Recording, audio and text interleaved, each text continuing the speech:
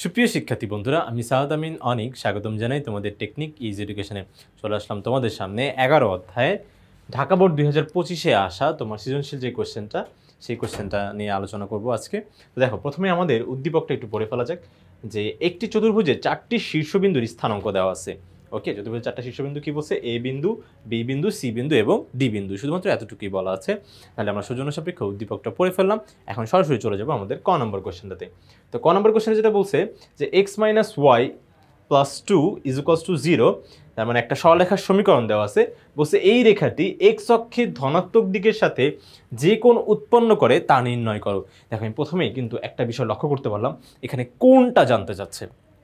ওকে, তো কখনো আমরা যদি তোমার হচ্ছে এই অধ্যায় বিশেষ করে আমরা যদি 4টা ওয়ার্ড, ঠিক আছে, মোট 4টা ওয়ার্ড যদি আমাদের কখনো চোখের সামনে পড়ে, আমরা ধরেই নিব যে এদের উত্তর একটা বিষয়ের মধ্যেই আছে।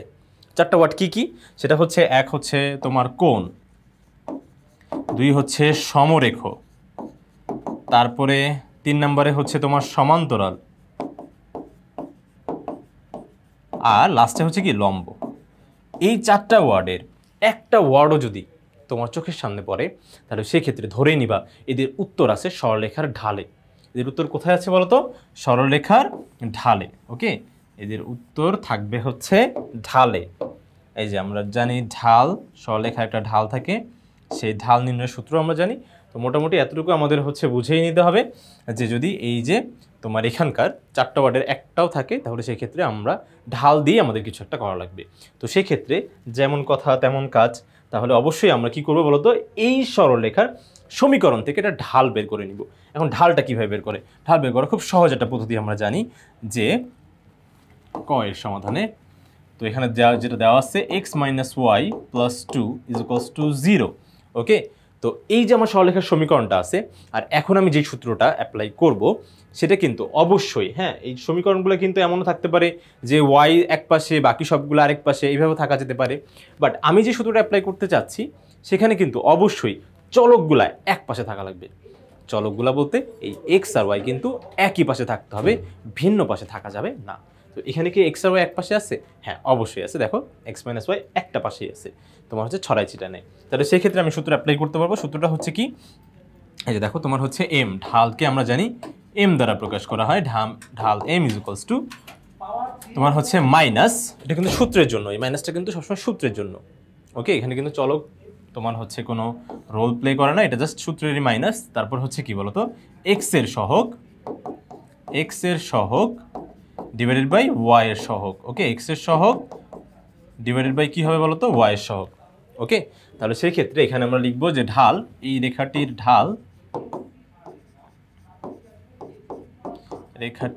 ঢাল হবে আমার ঢাল এম ইজ ইকুয়ালস টু, এই দেখো মাইনাস থাকবেই এক্স এর সহগ, তার মানে 1, আর ওয়াই এর সহগ যদি কেউ 1 বলছে শেষ, ওখানেই শেষ। ঠিক আছে, ওয়াই এর সহগ কিন্তু এখানে 1 না, ওয়াই এর সহগ হবে কত বলতো? -1। তাহলে এখানে কিন্তু -1টা লেখা লাগবে। ঠিক আছে, তাহলে এই মাইনাস আর এই মাইনাস, মাইনাসে মাইনাসে প্লাস, তার মানে এটার তোমার হচ্ছে হবে কি বলতো? 1। ঠিক আছে, এটা ঢালটা কত হচ্ছে? 1 হচ্ছে। এখন কথা হচ্ছে যে ভাই, আমি আপনার কথা মতন আমি এখানে 1টা আমি বের করে, এই যে আপনার হচ্ছে ঢালের যে মানটা আসছে সেটা 1, এটা আমি বের করে ফেললাম। কিন্তু কেন বের করলাম সেটা এখন দেখতে হবে। সেটা হচ্ছে, দেখো এখানে বলছে এক্স অক্ষের ধনাত্মক দিকের সাথে যে কোণ উৎপন্ন করে। ওকে, তো সেই আমার কোণটা, মানে কোণের মানটা বের করতে হবে। তো কোণের মান যদি বের করতে হয়, তাহলে সেক্ষেত্রে আমাকে যেই কাজটা করতে হবে সেটা হচ্ছে তোমার ঢালের সংজ্ঞায় চলে যেতে হবে, একদম ঢালের যে মেন সংজ্ঞাটা। তো ঢালের সংজ্ঞা আমাদের বলে, দেখো ঢাল, ওকে, ঢালের সংজ্ঞা, আসলে ঢালের সংজ্ঞাটা আমরা কয়জন জানি দেখি তো। তোমার হচ্ছে ঢাল হবে হচ্ছে কোনো সরলরেখা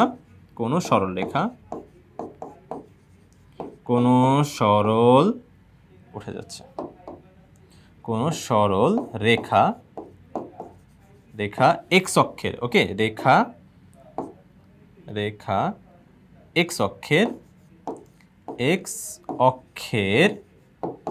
ধনাত্মক দিকের সাথে, ওকে, ধনাত্মক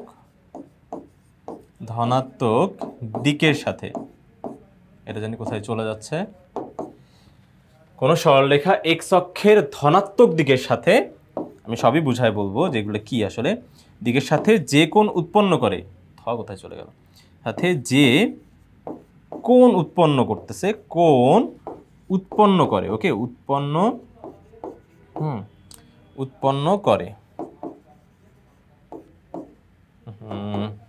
চলে যাচ্ছে লেখাগুলা একটু, আই গেস একটু বোর্ডের ডিস্টার্ব আছে, একটু আমরা হচ্ছে একটু কোঅপারেট করি। উৎপন্ন করে, তোমার হচ্ছে উৎপন্ন করে তার ট্যানজেন্ট, তার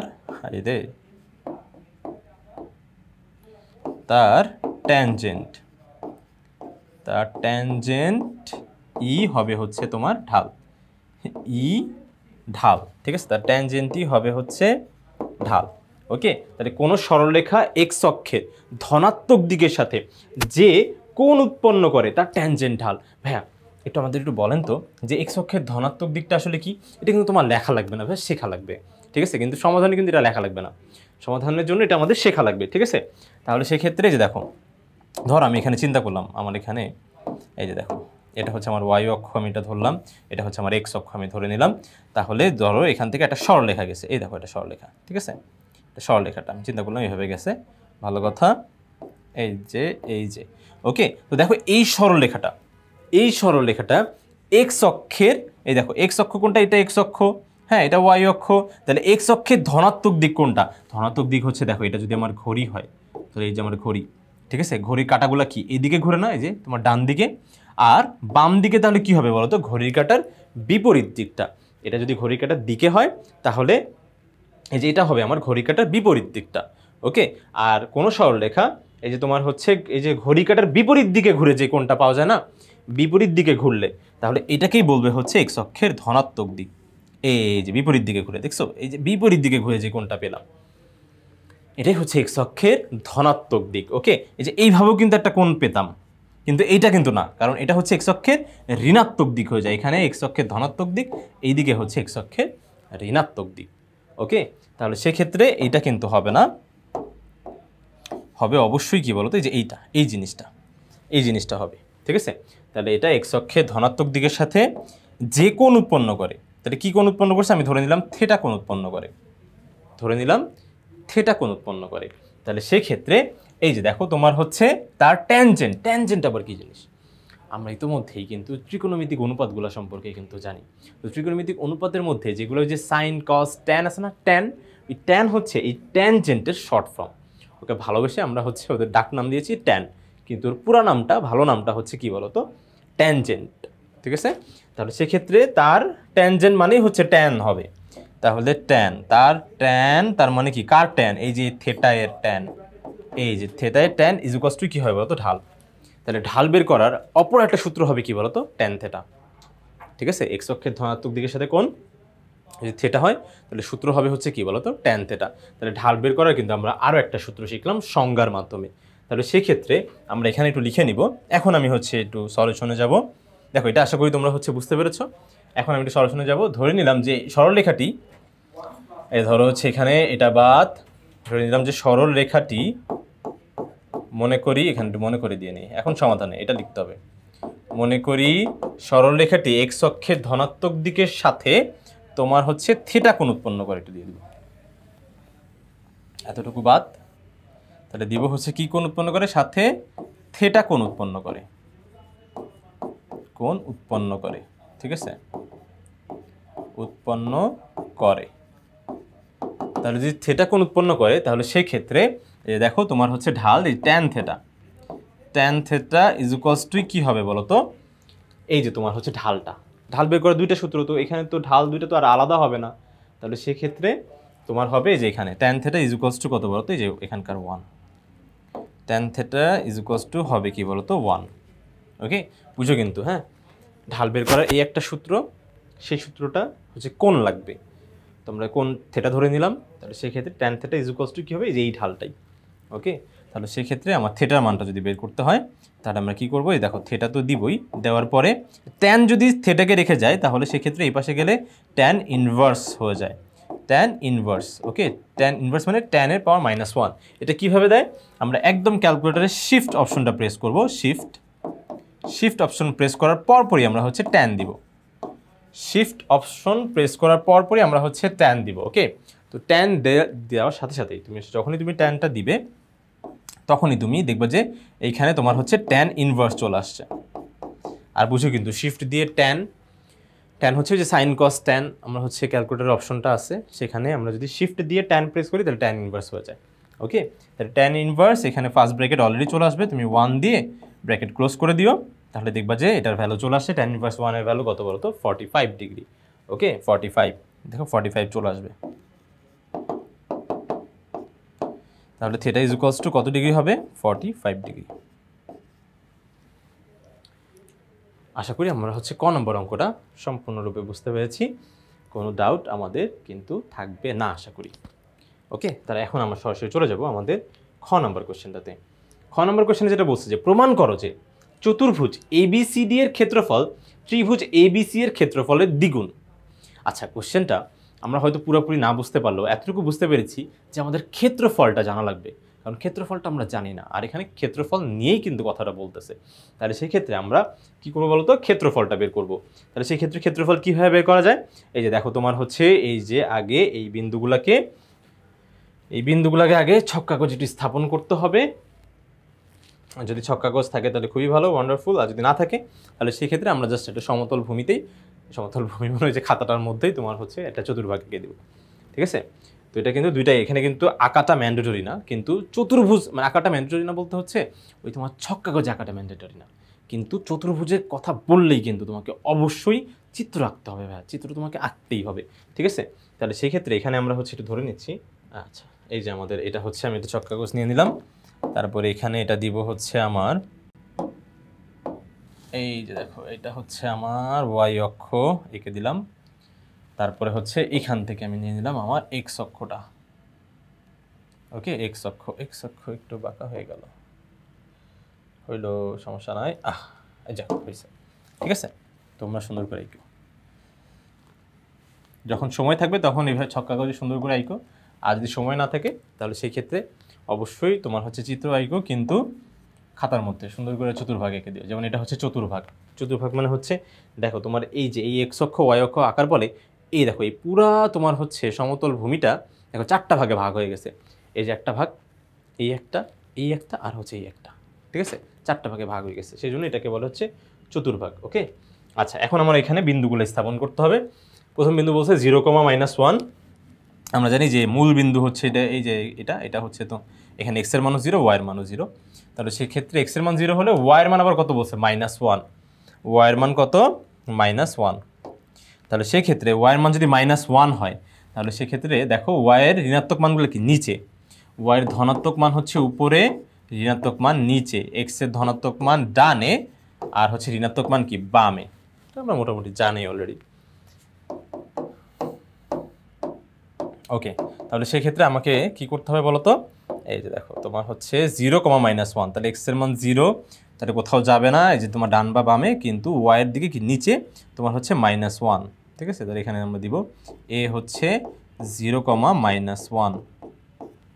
ওকে, তারপরে এখানে আমরা হচ্ছে তোমার এবার ঘরগুলো ধরে নিতে পারি যে সুন্দর লাগার জন্য, যে তোমার ক্ষুদ্রতম যে এক ঘরকে 2 একক ধরে, বা হচ্ছে এটা ধরে নিতে পারো, বাট আমি এটা আর হচ্ছে এখানে হচ্ছে না। তোমরা যদি সুন্দর দেখানোর জন্য এটা তোমাকে একটু ধরে নিতে পারো, যে একটু যেন বড় লাগে আর কি।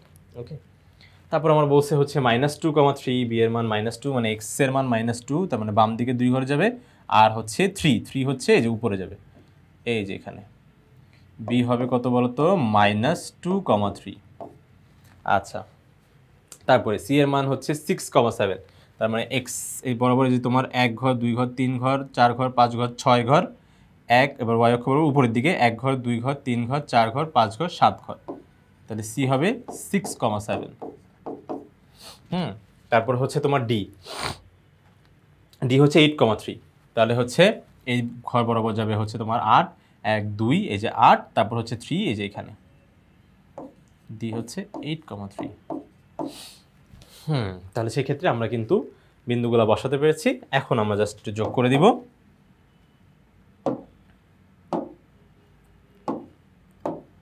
এই যে দেখো এখানে একটু যোগ করে দিই, এই যে একটা, তারপরে এই যে একটা, এইখানে একটা, তারপরে এই যে এখানে, এই হলো আমার চতুর্ভুজ। এখন বলছে যে চতুর্ভুজের ক্ষেত্রফল লাগবে, আবার হচ্ছে কি বলতো ত্রিভুজের ক্ষেত্রফলও লাগবে। তাহলে সেই ক্ষেত্রে প্রথমে আগে চতুর্ভুজের ক্ষেত্রফলটাকে বের করে নিই। তো এখন কথা হচ্ছে ভাইয়া যে আপনি বলেছিলেন যে এটা কেন আঁকা লাগবে, এই জন্য আঁকা লাগবে ভাইয়া, এখানে আমাদের বিন্দুগুলো কিন্তু অবশ্যই ঘড়ির কাঁটার বিপরীত দিকে নিতে হবে। ঘড়ির কাঁটার বিপরীত মানে হচ্ছে কি যে উল্টা, বাম সাইডে। দেখো আমাদের বাম সাইড থেকে করতে হবে। হয় তোমার হচ্ছে দেখো তোমার হচ্ছে বি থেকে এ, তারপরে এ থেকে ডি, তারপরে সি, তারপরে বি, এভাবে যেতে পারে। বা হচ্ছে এ থেকেও আমি স্টার্ট করতে পারি, মানে আমার সবসময় এইভাবে উল্টা ঘুরতে হবে, ঠিক আছে?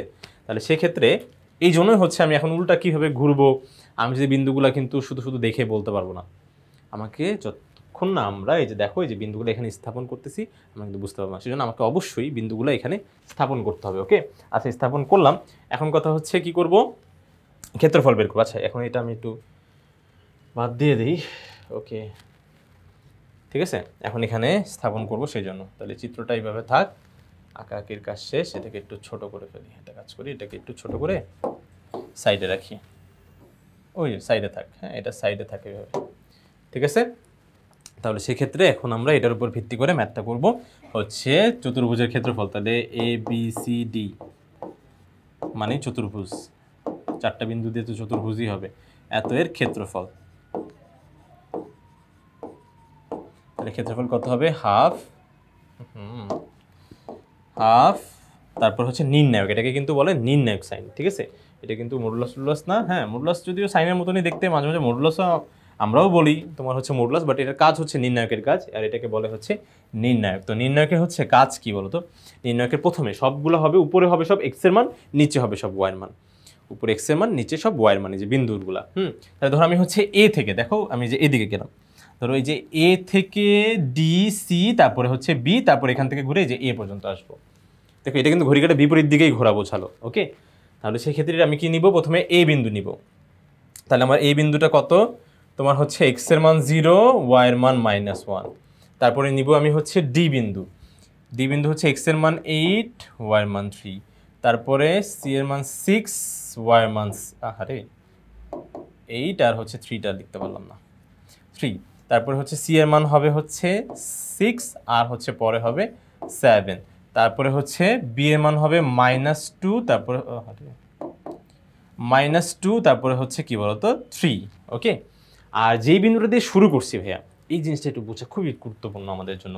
যে দেখো আমরা এখানে একটু চিন্তা করি, ধরো যেভাবে ভাইয়া আপনি আমাদের ঘুরতে বলছেন, এইভাবে যদি আমি আসলেই ঘুরি, তাহলে সেক্ষেত্রে একটু দেখেন, আমি প্রথমে এই বিন্দু থেকে আমি ডি বিন্দুতে গেলাম, এই যে আমার ডি বিন্দু, তারপরে আমি সি বিন্দুতে গেলাম, আচ্ছা তারপর আমি বি বিন্দুতে গেলাম, এই যে বি বিন্দুতে এসে, এখন বি বিন্দুতে এসে আমি থেমে গেছি। তাহলে সেক্ষেত্রে কি দেখো তো আমার কি পুরো চতুর্ভুজটা কমপ্লিট হয়েছে?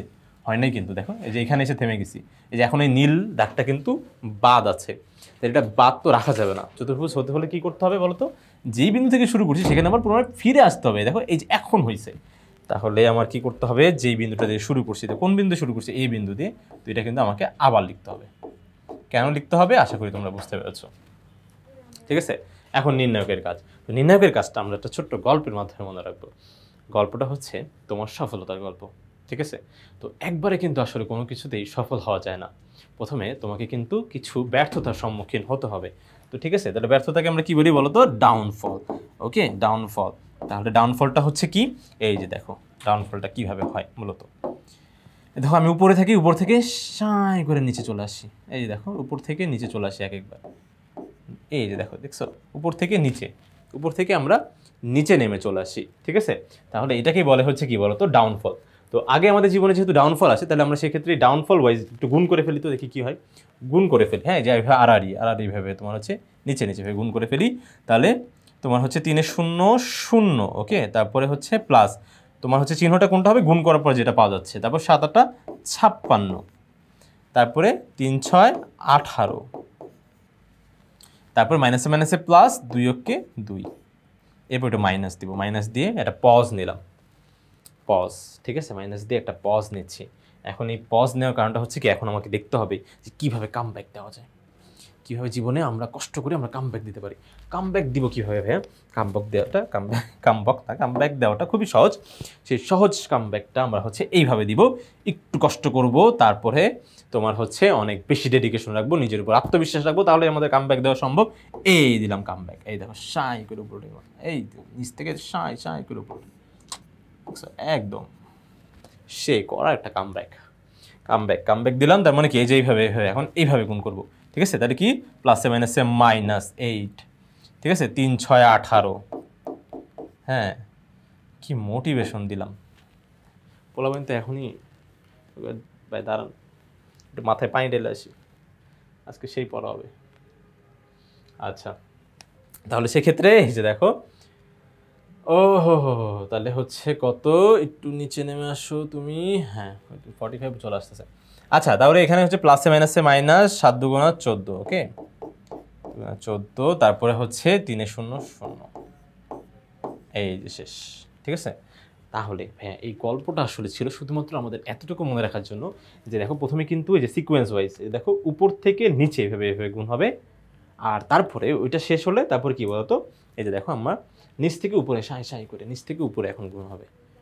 এটা আমরা একটু সিকোয়েন্সটা যেন মনে রাখতে পারি, সেই জন্য তোমার হচ্ছে ডাউনফল আর হচ্ছে এই সফলতার গল্প বলা, কারণ সফল হতে আমরা আসলে দিন শেষে সবাই চাই, আর মোটামুটি ডাউনফল কিন্তু আমরা দেখতেছি এখন হয়তো কম বেশি। ওকে, তো সেক্ষেত্রে এরপরে হচ্ছে আমরা এখন কি করবো বলতো, এটাকে যদি আমরা হচ্ছে যোগ বিয়োগ করে দেই তাহলে সেক্ষেত্রে এখানে হওয়ার কথা হচ্ছে 56 18 আর হচ্ছে 2, তো আমরা হচ্ছে ক্যালকুলেটারে যদি করি, ওকে তাহলে সেক্ষেত্রে 56 18 আর হচ্ছে 2, আমরা কোনো দুর্ঘটনা করব না, ঠিক আছে? দুর্ঘটনা মানে যে ক্যালকুলেশন নিয়ে খুব সিরিয়াস থাকবো, যেন কোনোভাবেই যেন আমাদের ভুল না হয়। তারপর দেখো এখানে হচ্ছে কি -8 আর হচ্ছে, আচ্ছা এখানে কিন্তু বুঝে যে প্লাসে মাইনাসে মাইনাস হয়েছে, কিন্তু সেই জন্য 7 × 14 আগে মাইনাস আছে। আচ্ছা -8 + 18, তারপরে হচ্ছে -14, আচ্ছা ওকে তাহলে হচ্ছে -4, ওকে এটা আসে কিন্তু -4, বুঝো কিন্তু -4, তাহলে -4, তো মাইনাসে মাইনাসে কী হয়ে যাবে বলো তো, +4 হয়ে যাবে কিন্তু, হ্যাঁ মাইনাসে মাইনাসে +4 হয়ে যাবে, তাহলে +4 কত আসলো, তাহলে এখানে হচ্ছে আমাদের আসতেছে হচ্ছে 80, তো দেখো হাফ দিয়ে গুণ মানে 2 দিয়ে ভাগ, হাফ দিয়ে গুণ মানে হচ্ছে 2 দিয়ে ভাগ, 2 দিয়ে ভাগ করলে এটা কত হয় বলো তো 40, এত বর্গ একক, এখানে কিন্তু অবশ্যই একক কথাটা লেখা রাখবে, নাহলে সেক্ষেত্রে কিন্তু বেশ কিছু মার্ক কর্তন হয়ে যাওয়ার প্রবল সম্ভাবনা থাকে। তো শুধুমাত্র এই এতটুকু এটা লেখার জন্য আমরা কিছু নাম্বার আমাদের মনে হচ্ছে টোটাল মার্ক থেকে চলে যাবে, ব্যাপারটা কিন্তু আমাদের খুব কষ্টই লাগবে, ঠিক আছে? তো সেক্ষেত্রে এখানে অবশ্যই কিন্তু বর্গ এককটা লিখতেই হবে, অ্যাটলিস্ট উত্তরে হলেও বর্গ একক লিখব।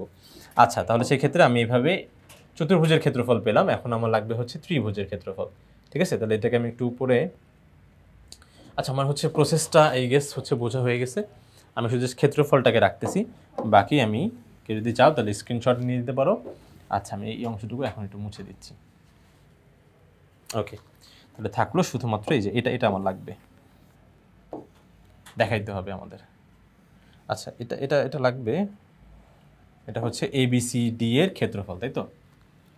বুঝো কিন্তু, হ্যাঁ মনে রেখো ABCD এর ক্ষেত্রফল।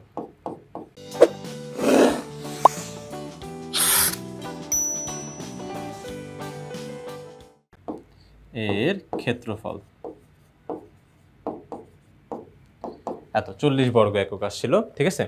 এখন আমরা বের করব ত্রিভুজটার ক্ষেত্রফল। তো ত্রিভুজের নামটা কি একটু দেখে নেই, আমাদের ত্রিভুজ সম্পর্কে কি বলছিল, তো ত্রিভুজ বলছিল হচ্ছে, হয়ে গেল এই যে দেখো তোমার হচ্ছে ABC, ত্রিভুজ বলছিল ABC, তার মানে এখন আমার এই যে এখান থেকে চতুর্ভুজটাকে ত্রিভুজে একটু কনভার্ট করতে হবে, সেটা কনভার্ট করতে পারি, দেখো এটা হচ্ছে বাদ, আর হচ্ছে দেখো ABC মানে হচ্ছে এটা যোগ করে দিলেই হবে, ছোট লাগতেছে বাট তোমরা একটু খেয়াল করো যে ABC, ওকে ABC, তাহলে A বিন্দু B বিন্দু এবং হচ্ছে C বিন্দুটা, এই দেখো এখান থেকে একটু বড় করে দেখো না, ওই যে দেখো তোমার হচ্ছে ABC, ঠিক আছে?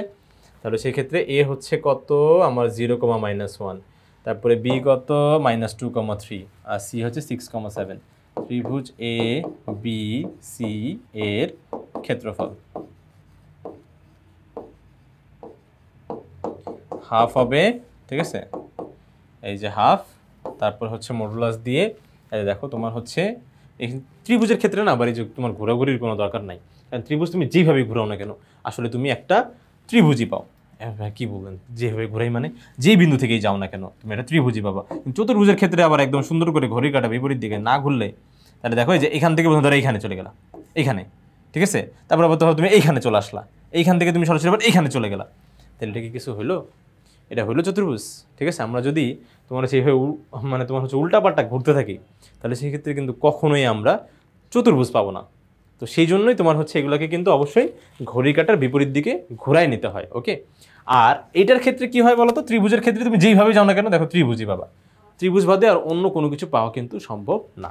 ওকে, তাহলে সেই ক্ষেত্রে এটা হবে কি 0,-1, তারপর এটা হচ্ছে তোমার 6, 7, ওই ACB যাচ্ছে আর কি, যাই হোক ACB দিলেও কোনো সমস্যা নাই, একই আসবে। ACB তাহলে হচ্ছে কত 6,7, এটাকে একটু ছোট করে নিতে হবে।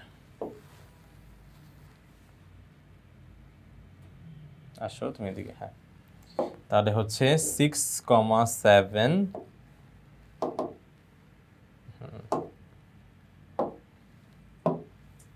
হ্যাঁ 6,7, তারপরে হচ্ছে কত বলতো, এই যে উপরে -2 আর নিচে হচ্ছে 3, যে বিন্দু থেকে শুরু করছি ওই বিন্দুটাই আবার শেষ করতে হবে। তাহলে এবার এটার হচ্ছে যদি আমরা সেই সফলতা আর ব্যর্থতার গল্প যদি বলি, তাহলে প্রথমে যেভাবে নিচে ব্যর্থতা মানে হচ্ছে নিচে নিচে গুণ, তাহলে নিচে নিচে এটা গুণ করলে তোমার হচ্ছে কত হচ্ছে বলো তো, যে তোমার এখানে 0 × 7 মানে হচ্ছে 0, তারপরে 3, 6, 18, তারপরে মাইনাসে মাইনাসে প্লাস 2 × 2, তারপরে মাইনাস দিব, মাইনাস দিয়ে এরপরে সফল হবো, তারপরে নিচ থেকে সাই করে উপরে, তাহলে প্লাসে মাইনাসে মাইনাস, 6 × 6, তারপরে মাইনাস প্লাসে মাইনাসে মাইনাস, 7 × 2 = 14 হয়, আর 3 × 0 = 0। ওকে ওকে, তো ঠিক আছে। তো সেক্ষেত্রে যে দেখো এত বর্গ একক হবে, আমরা এককটা লিখে দিচ্ছি, সমস্যা নাই। তাহলে হাফ, এবার দেখি এটা করলে কত হয়, 20 হয়, 20, আর এটা এখান থেকে কত আসবে বলতো, মাইনাস তোমার হচ্ছে 20, তো -20, আর এখানে আসলে মাইনাসে মাইনাসে +20, প্লাস হয়ে যাবে কিন্তু, হ্যাঁ এই দেখো এটার মানে হচ্ছে -20, বাট এই মাইনাসের জন্য মাইনাসে মাইনাসে কী হয়ে যাবে বলো তো, +20, তাহলে সেক্ষেত্রে এটা কত আসতেছে বলো তো, 40, হাফ ইন্টু 40, এটা কাটাকাটি করলে কত হবে বলো তো, 20। ঠিক আছে, এটা হচ্ছে ABC এর ক্ষেত্রফল, ABC এর ক্ষেত্রফল কত আসছে, 20 বর্গ একক। এই যে হাফ দিয়ে গুণ মানে 2 দিয়ে ভাগ, এত বর্গ একক। ঠিক আছে,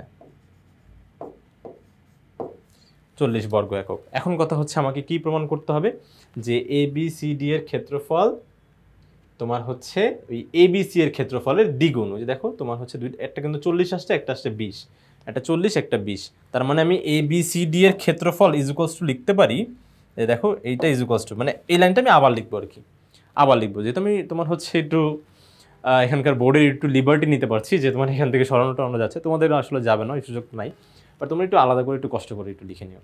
তো সেটা আমরা হচ্ছে কি করব, এই দেখো তোমার হচ্ছে 2 × আমরা কি 20 বর্গ একক কিন্তু বলতে পারি। আচ্ছা, আর 20 বর্গ একক মানে হচ্ছে দেখো যে ABC এর বর্গ এই ক্ষেত্রফল, তাহলে 2 × ABC এর ক্ষেত্রফল। ঠিক আছে, তাহলে এই যে আমাদের প্রমাণ হয়ে গেছে, এতটুকু কথা লিখে দিলেই শেষ, এটাই হবে আমাদের অ্যান্সার। ওকে, শো করতে বলছে না তোমার হচ্ছে প্রমাণ, তাহলে প্রুভড, লাস্টে লিখে দিব এখানে প্রুভড।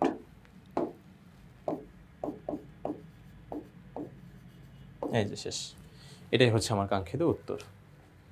আশা করি তোমরা বিষয়টা খুব সুন্দরভাবে স্পষ্টভাবে বুঝতে পেরেছ। এখন আমরা চলে যাব সরাসরি গ নম্বর কোশ্চেনটাতে। তো গ নম্বর কোশ্চেন আমাদের যেটা বলা হয়েছে, বলছে বিসি রেখা ওয়াই অক্ষকে পি বিন্দুতে এবং এডি রেখা এক্স অক্ষকে কিউ বিন্দুতে ছেদ করলে পি কিউ রেখার ঢাল নির্ণয় করো। তার মানে এখানে আমাদের বলছে যে বিসি রেখাটা, তার মানে একটু আমাদের হচ্ছে চিত্রের দিকে দেখি, তো চিত্রে কি আদৌ তোমার হচ্ছে এই বিসিটা এই কাজই করছে কিনা এটা দেখি। এগুলো হচ্ছে একটু মুছে ফেলি। ওকে,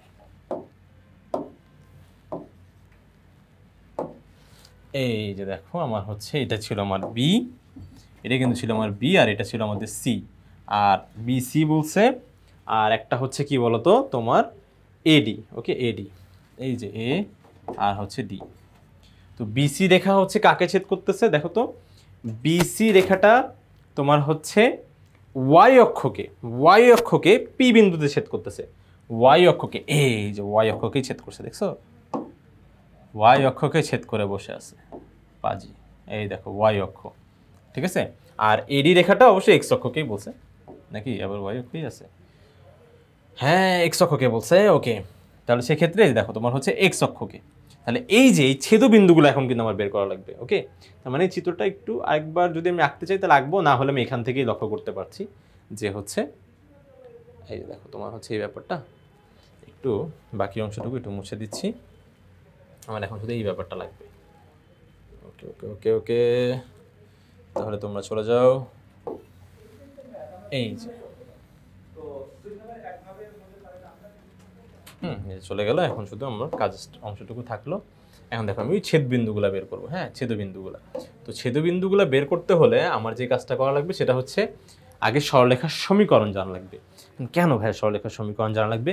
কারণ ওই সরলরেখার সমীকরণে যে এক্স অক্ষ, সরি, যে চলক আকারে যে এক্স আর ওয়াইটা থাকে না, সেই এক্স মানেই কিন্তু এক্স অক্ষ, ওয়াই মানে কিন্তু ওয়াই অক্ষ। ঠিক আছে, এক্স অক্ষ ওয়াই অক্ষ। ওই যে চলক দুটো থাকে, যে এই যে কোন চলক দুটো থাকে যে ভাইয়া, এই যে দেখি বি হচ্ছে কত আমার, বি কত তোমার 6,7 ছিল মনে হয়, নাকি না -3, এই পাশে তো -3, -2, ছিল এইখানে, মনে থাকে না, -2,3। তারপরে হচ্ছে সি ছিল হচ্ছে তোমার 6,7 মনে হয়, আর ডি ছিল হচ্ছে তোমার 8,3 মনে হয়েছিল। ঠিক আছে, যেগুলো এক ওইগুলো ওর সাথে চলে যাচ্ছে কেন জানি। হ্যাঁ, 6,7, 8,3 আর 0,-1, 0,-1, তাহলে এক এক করে 0, তো এটার সাথে মিলো না, তারপরও কেন ওটা ওই পাশে চলে গেল। আচ্ছা যাই হোক, সেটা কিছু না, বড় কথা না। তাহলে আমরা হচ্ছে এখন যেটা কি করবো বলো তো, সমীকরণগুলো বের করব। এখন কথা হচ্ছে ভাইয়া যে আপনি তো বলছেন সমীকরণ, এখন আমরা তো জানি সরলরেখার সমীকরণ হয়, কিন্তু এই বিসিটা একটা রেখাংশ। হ্যাঁ, বিসিটা রেখাংশ ঠিকই, বাট রেখাংশটা কি আসলে অ্যাকচুয়ালি সরলরেখার অংশ, এটাকেই বলে হচ্ছে রেখাংশ, সরলরেখার অংশ। ওকে, তাহলে সেক্ষেত্রে সরলরেখা যেই তোমার হচ্ছে সমীকরণটা মেনটেন করে না, তো সেই সেম তোমার হচ্ছে সমীকরণ কিন্তু যে রেখাংশটাও মেনটেন করে। আমাদের পরিবারে এরকম হয় না যে তোমার হচ্ছে বাপ দাদারা যেই তোমার হচ্ছে নিয়মকানুন বানাই গেছে, মোটামুটি আমরা আসলে ওই নিয়মকানুনই ফলো করি আর কি, ওরকমই টুকটাক আমাদের মধ্যে কিন্তু থেকেই যায়, জিনগত একটা ব্যাপার আছে না। তো সেক্ষেত্রে দেখো তোমার হচ্ছে বড় বিসি সরলরেখার আসলে যে সমীকরণটা হয়, এই রেখাংশের সরলরেখা, এই সমীকরণটা কী হবে বলো তো, একই হবে। ওকে, একই হবে, ভিন্ন হবে না কিন্তু। তাহলে সেক্ষেত্রে আমরা আগে বিসি সমীকরণটা বের করি। তো বিসি সমীকরণটা, ঠিক আছে, বিসি সমী শর্ট ফর্ম। ওকে, বিসি এর সমী মানে ওই যে বিসি সমীকরণ। ওকে, তাহলে বিসি সমীকরণ কি, সমীকরণ বের করার formula y-y1 y1 - y2 = x - x1 divided by x1 - x2। সরলরেখার সমীকরণ বের করার জন্য শুধুমাত্র কিন্তু এই একটা সূত্র না, আমরা কিন্তু আরও একটা সূত্র জানি ভাইয়া। ওকে, দেখো এটা তোমার হচ্ছে এইভাবে, এটাকে অনেকে আবার হচ্ছে তোমার এই এক্সটাকে এগুলোকে আগে লেখে আর হচ্ছে ওয়াইটাকে পরে, তো তোমরা যেভাবে লেখো না কেন তোমার মানে কিন্তু একই, আর হচ্ছে মানটাও কিন্তু একই আসবে। তো সেই ক্ষেত্রে আরেকটা সূত্র আছে, কিন্তু এটা বাদে আরেকটা যে সূত্রটা আছে সেটা হচ্ছে কি বলতো, যে y - y1 = m × x - x1। ওকে, দেখো এই সূত্রটাও কিন্তু আমরা জানি, কিন্তু এখন কথা হচ্ছে ভাইয়া যে ভাইয়া আপনি হচ্ছে এই সূত্রটা এখন এখানে কেন লিখলেন? কারণ এই সূত্রটা ব্যবহার করার জন্য কিন্তু ঢাল জানতে হয়। তো কই, আমি তো ঢাল তো জানি না। তো আমি এতটুকু জানি যে দুইটা বিন্দুর জন্য আসলে আমার হচ্ছে এই সূত্রটা আমরা ব্যবহার করি, আর ঢাল দেওয়া থাকলে আর একটা বিন্দু দেওয়া থাকলে আমরা এই সূত্রটা ব্যবহার করি। কিন্তু আজকে যদি আমি তোমাদের বলি যে আসলে এমন কিছুই না, আমাদের যদি দুইটা বিন্দু দেওয়া থাকে তাও আমি এই সূত্র দিয়েও কিন্তু অঙ্ক করে ফেলতে পারি। তো আমাদের মধ্যে এমন যদি কেউ থাকে যে যাদের কাছে একটু সূত্র মনে রাখাটা একটু কষ্টসাধ্য, তো তারা একটু লক্ষ্য করে দেখো, দেখো তোমার আমি এই সূত্র দিয়ে, দেখো এই সূত্রটা দিয়েই তোমাদের দেখো পুরা তোমার হচ্ছে এই সরলরেখার সমীকরণটা বের করে দেখাচ্ছি। তো প্রথম কথা হচ্ছে ভাইয়া আপনি তো বলছেন যে এখানে তো ঢালটা হচ্ছে দরকার হয়, এম মানে আমি বুঝতেই পারতেছি হচ্ছে ঢাল। ওকে, আর এখানে এক্স মানে হচ্ছে এক্স অক্ষ, ওয়াই মানে হচ্ছে ওয়াই অক্ষ, মানে এক্স অক্ষের মান ওয়াই অক্ষের মান আমরা জানি যে তোমার হচ্ছে বিন্দুর উপর ডিপেন্ড করে আসে। একটা স্থানাঙ্ক যে হতে হলে, একটা বিন্দুর স্থানাঙ্ক যদি আমাকে জানতে হয় তাহলে সেখানে অবশ্যই এক্সের মান এবং ওয়াইয়ের মানটা থাকতে হয়।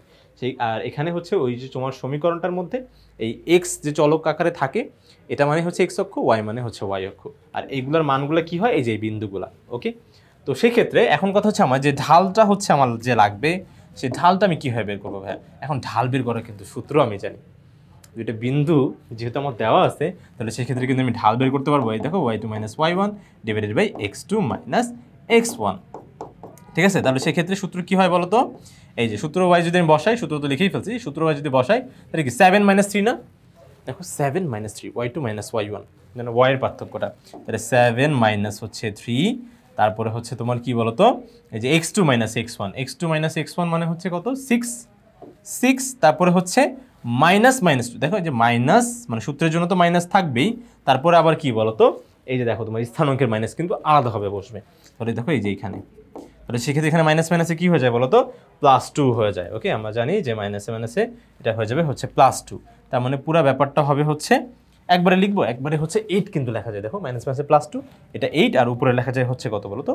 তোমার হচ্ছে 4 লেখা যায়, 4/8 লেখা যায়। তাহলে আমি কিন্তু একবার এটা একটু লিখলাম, তোমরা একটু এই যে দেখো লক্ষ্য করো, তাহলে দেখো এখানে থাকে কি বলতো? হাফ। তাহলে আমার তো এই যে ইয়াটা চলে আসলো কত বলতো? হাফ চলে আসছে। ঠিক আছে, তাহলে সেই ক্ষেত্রে এই যে দেখো এখন আমি সূত্রে লিখে দিব y মাইনাস y1 মানে কি? যে কোনো একটা বিন্দু, আমি ধরো এখানে সি বিন্দুটা নিলাম, এই সরলরেখায় উপস্থিত যে কোনো একটা বিন্দু হলেও হবে। তুমি যদি বি নিয়ে করো তাও তোমার যেই উত্তর আসবে, আমি সি নিয়ে করতেছি আমার কিন্তু একই উত্তর আসবে। তাহলে দেখো তোমার হচ্ছে এটা হলো 7, এম এর ভ্যালু আমার আসলো হচ্ছে হাফ, এরপরে এইটা কত আসে? এটা এক্স, তো এক্সই থাকবে চলক আকারে। x1 এর মান কত? দেখো এখানে যে 6, বুঝি দেখো এটা হচ্ছে x1, এটা হচ্ছে y1, যে কোনো একটা বিন্দু, তাহলে এটা হচ্ছে 6। তাহলে সেক্ষেত্রে এখন আমরা এটাকে যদি আর গুণ করি তাহলে দেখো কাজ শেষ। আর গুণ করি তাহলে দেখো সরলরেখার সমীকরণ কিন্তু পেয়ে যাচ্ছি। দেখো এটা 2টা ভাগ আকারে আছে, এই পাশে আসলে কি হবে বলতো? গুণ হয়ে যাবে, তাহলে 2y মাইনাস 7 গুণ কত হয়ে যাবে? 14 হয়ে যাবে 14। এই 1 এর সাথে এটা গুণ করলে x মাইনাস 6। একটা কাজ করি, তোমার হচ্ছে সবসময় আমরা এই জিনিসটা মনে রাখবো যে এক্সটাকে সবসময় পজিটিভ রাখার চেষ্টা করবো। ওকে, এক্সটাকে পজিটিভ রাখার চেষ্টা করবো। ওকে, তো সেই ক্ষেত্রে এটা এই পাশে দেখো সবগুলো যদি আমি সাইড চেঞ্জ করে দিই, এখানে থাকবে 0, আর এখানে এক্স মাইনাস 6, এখানে হচ্ছে 2y, এই পাশে আসলে মাইনাস 2y, আর হচ্ছে তোমার মাইনাস 14, এই পাশে গেলে প্লাস 14। অতএব আমি এটা একটু সাজিয়ে লিখতে পারি যে এক্স এটা কিন্তু মাইনাস। হ্যাঁ, তাহলে আমি এটা একটু সাজিয়ে লিখলাম যে এক্সটাকে আগে দিব, এক্স, তারপরে হচ্ছে মাইনাস 2y, তারপর হচ্ছে 11 থেকে তোমার 11, এটা 14, এটাও চলে গেছিলো, আরে 14 থেকে তোমার হচ্ছে মাইনাস 6 চলে গেলে কত থাকবে বলো তো? +8। এই যে দেখো এটাই হচ্ছে আমার বিডি সরলরেখার সমীকরণ কিন্তু চলে আসছে। ঠিক আছে, বিডি সরলরেখার, সরি বিডি না, বিসি সরলরেখার সমীকরণটা কিন্তু চলে আসছে। ঠিক আছে, এখন আমরা ঠিক এই একই উপায়, দেখতে পাচ্ছ তোমরা হচ্ছে ওই সূত্রটা অ্যাপ্লাই করে দেখো, তাও দেখবা যে এটাই আসতেছে। ঠিক আছে, ডিফারেন্ট কিন্তু আসবে না, কখনোই ডিফারেন্ট আসবে না, একই আসবে। আবার তুমি যদি সি বিন্দু না নিয়ে তুমি যদি তোমার হচ্ছে বি বিন্দু নিতা, তাহলেও সেক্ষেত্রে কিন্তু তোমার উত্তর একই আসতো, কখনো ভিন্ন হতো না। এরপর আমি ঠিক একই উপায় তোমাকে এডিটও বের করে দেখাচ্ছি। তো আমাদের কিন্তু এখন আর এটা দরকার হবে না, এই দেখো। আচ্ছা, এটা শুধুমাত্র দরকার হবে এটার সমীকরণটা এতটুকু আমরা মুছে ফেলি। একই নিয়মে আমরা হচ্ছে এখন এডিটা বের করব। এটা বাদ, আর এটা হচ্ছে যে দেখো তুমি চলে আসছো, তুমি না পুরাটা একা আসো কেন? এই যে ঠিক আছে, এই যে সমীকরণ, এই পুরোটাকে আমি হচ্ছে পাশে রেখে দিলাম। দেখো বিসি সরলরেখার সমীকরণ দিয়ে আমরা হচ্ছে বিন্দু বের করব। এখন আমরা ঠিক একই উপায়ে তোমার হচ্ছে এডিটাও বের করব। ওকে, এডি ওই দেখো এডি সরলরেখার সমীকরণ যদি বের করতে হয় ঠিক আগের নিয়মে, দেখো আমরা হচ্ছে সূত্র লিখব y minus y1 is equals two m into x minus x1। ওকে, তাহলে সেক্ষেত্রে আমাকে কিন্তু আবার ঢালটা বের করতে হবে। তো ঢাল বের করা খুবই সহজ, y2 মাইনাস y1, এখানে আমরা একটু অ্যাড করার চেষ্টা করি। দেখো 3 হচ্ছে আমার y2, আর এটা হচ্ছে y1, তাহলে সেক্ষেত্রে 3 মাইনাস 1। ওকে, এই দেখো তোমার হচ্ছে স্থানাঙ্কের মাইনাস আর হচ্ছে সূত্রের মাইনাস কিন্তু পাশাপাশি থাকবে। তো আমরা জানি দুইটা চিহ্ন পাশাপাশি থাকে না, সেই জন্য আমরা এখানে ব্র্যাকেট দিব। আর হচ্ছে তারপর কি 8 মাইনাস 0। ওকে, 8 মাইনাস 0 x2 মাইনাস x1, তাহলে এটা কত হচ্ছে বলো তো? মাইনাসে মাইনাসে প্লাস, এটা হচ্ছে 4/8। আচ্ছা, এটাও তোমার হচ্ছে কাটাকাটি করলে কত হলো? হাফ, যদি ঢাল সমান হয়েছে। ওকে, তাহলে সেক্ষেত্রে এখন আমরা দেখি এই অনুপাতে যদি বিন্দুগুলো বসাই, y মাইনাস y1 কি যে কোনো একটা বিন্দু ধরে নাও। আচ্ছা, আমার মনে হয় এটা ধরাটা বেটার হবে, একটা 0 আছে তো ক্যালকুলেশনটা একটু ইজি হবে মনে হয়। তো দেখো এটা হচ্ছে তোমার ধরো মাইনাস 1, এই যে এইভাবে সূত্রের মাইনাস আর স্থানাঙ্কের মাইনাস আলাদা, y1, আর হচ্ছে m কত আসলো? Half, x minus x one কত 0। তাহলে সেক্ষেত্রে এটা হবে হচ্ছে দেখো মাইনাসে মাইনাসে +2 হয়ে যাবে, কিন্তু +1 হয়ে যাবে আর কি, মাইনাসে মাইনাসে +1। ঠিক আছে, এবারে 2টা দেখো এখানে কি আকারে আছে বলো তো, ভাগ আকারে আছে, এই পাশে আসলে কি হয়ে যাবে বলো তো, গুণ হয়ে যাবে।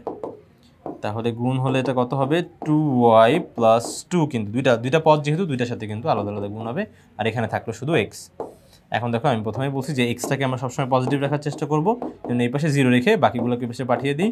2y - 2 ইজ আর কিছু না। এখন দেখো 0 = এটা মানেই হচ্ছে কি x - 2 2y - 2 = 0। যে লাও হেই কদু, সেই জন্য 0 মানে এটা মানে 0, একই কথা। আচ্ছা, তাহলে এটা কত হচ্ছে বলো তো, x - 2y - 2 = 0। এই হচ্ছে আমার আরেকটা সরলরেখার সমীকরণ চলে আসছে। ওকে, তাহলে তুমিও দেখো, যাতে যদি স্ক্রিনশট লাগে তাহলে স্ক্রিনশটটা নিয়ে নাও। এটা বাদ চলে গেল,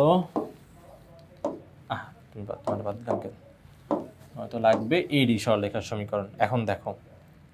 এখন দেখো আমার হচ্ছে দুইটা সরলরেখার সমীকরণ আমরা হচ্ছে একটু আলাদা করে বের করে নিচ্ছি। এখন এরাই দেখো হচ্ছে কিন্তু যে ছেদ করতেছে। আচ্ছা, এটাও বাদ, তুমি আসো, তারপর হচ্ছে তুমি। তাহলে হচ্ছে আগে ধরো এডিটা নিয়েই আমি কাজ করে নিই, যেহেতু আমি এডিটা আগে পরে বের করছি।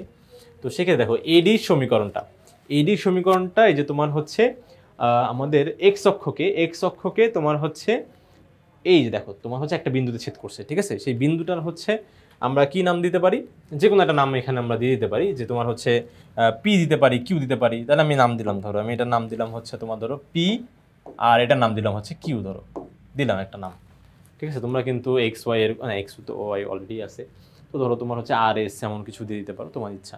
তো দেখো আমি এখানে বলতে পারছি যে এডি সমীকরণটা, এই যে এডি, হ্যাঁ এডি রেখাটি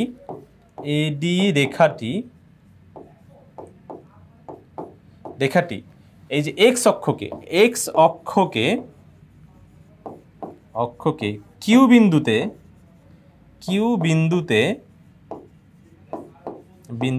ছেদ করলে, হ্যাঁ বিন্দুতে ছেদ করলে ছেদবিন্দুতে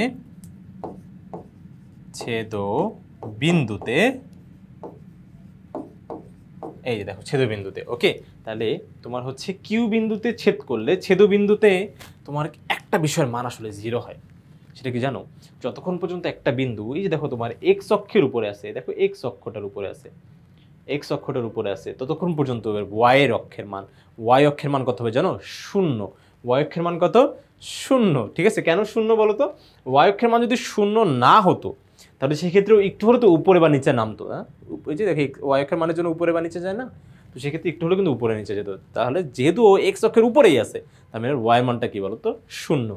ওয়াই অক্ষ থেকে ওরে কেউ ডাকি পাঠায় নাই, সেই জন্য বাসায় রয়ে গেছে এক্সের বার, নিজের বাসায়, ওকে। ছেদবিন্দুতে কার মান 0 বলো তো, ওয়াই এর মান, এই যে ওয়াই = 0।